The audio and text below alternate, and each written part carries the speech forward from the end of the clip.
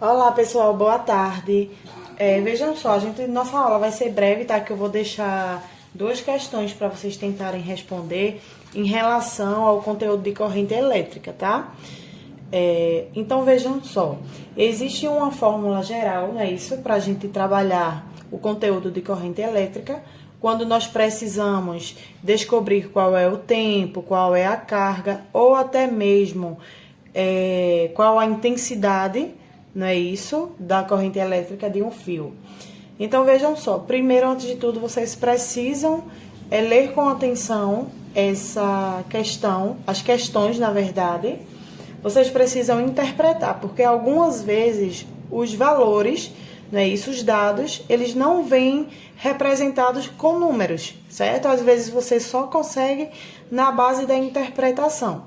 Então nós temos uma fórmula geral que é dada por, vou colocar aqui de lápis, tá? Porque essas duas questões eu quero que vocês respondam, que é dada por I igual a delta T, certo? Delta Q, desculpa, delta Q, que vai ser a carga, sobre delta T, tá certo?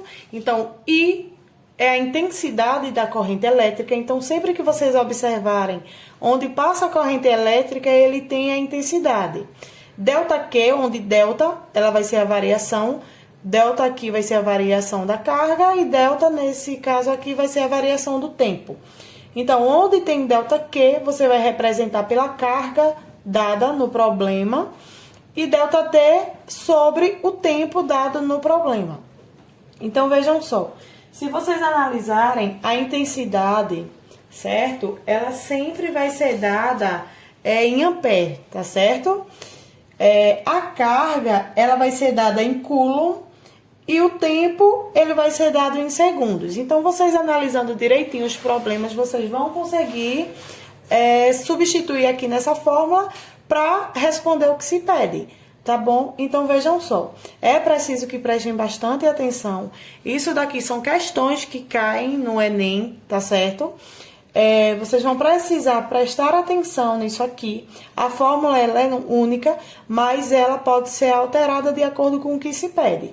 Ou então, simplesmente, vocês substituem, lembrando que, para que dê certo, vocês precisam substituir os dados nas posições corretas, tá bom?